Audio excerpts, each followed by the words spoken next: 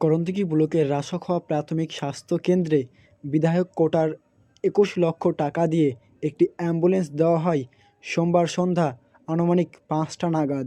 জানা গেছে, করণদিঘি ব্লকের অন্তর্গত যে রাসখোয়া প্রাথমিক স্বাস্থ্যকেন্দ্র রয়েছে, সেখানে বিধায়ক কোটার পক্ষ থেকে ২১ লক্ষ টাকার ব্যয়ে একটি অ্যাম্বুলেন্স দেওয়া হয়েছে। এ বিষয়ে করণদিঘির বিধায়ক গৌতম পাল বলেন, একটি ভালো অ্যাম্বুলেন্স রাসখোয়াবাসীর দীর্ঘদিনের দাবি ছিল।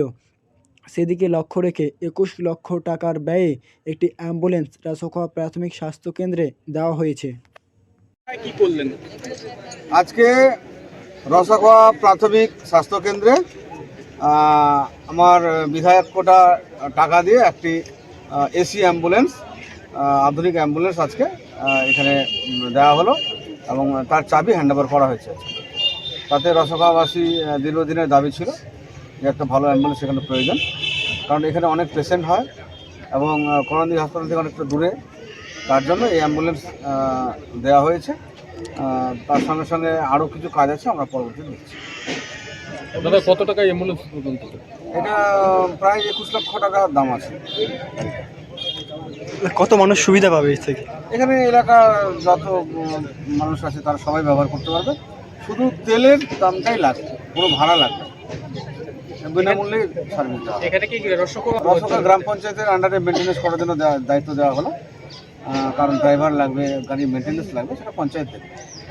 শৌচাগার পাশাপাশি শৌচাগারের উদ্বোধন পঞ্চায়েত থেকে একটা শৌচাগার করা হলো, যাতে এখানে পেশেন্ট যারা আসবে, পেশেন্ট পার্টি, তারা যাতে ইউজ করতে পারে।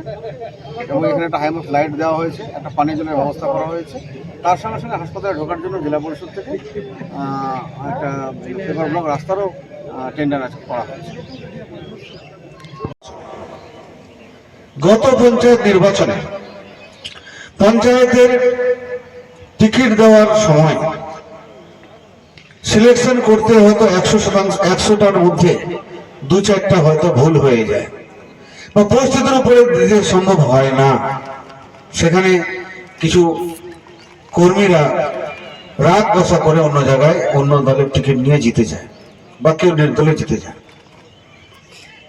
কারণ সম্পূর্ণ সঠিক করাটা একটা দলের পক্ষে সম্ভবপর নয়।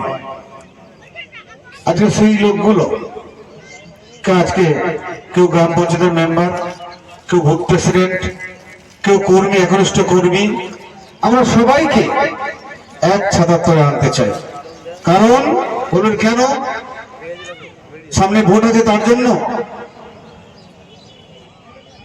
ভোট তো বারবার আসে যায়, লোকসভা ভোট হয়, বিধানসভা হয়, পঞ্চায়েত হয়, মাদ্রাসার ভোটগুলো এখন হচ্ছে, কোঅপারেটিভের ভোটগুলো হচ্ছে। ভোট তো মাঝে মধ্যেই হবে, সারা বছর ভোট হয়। কিন্তু দেশের সাথে সাথে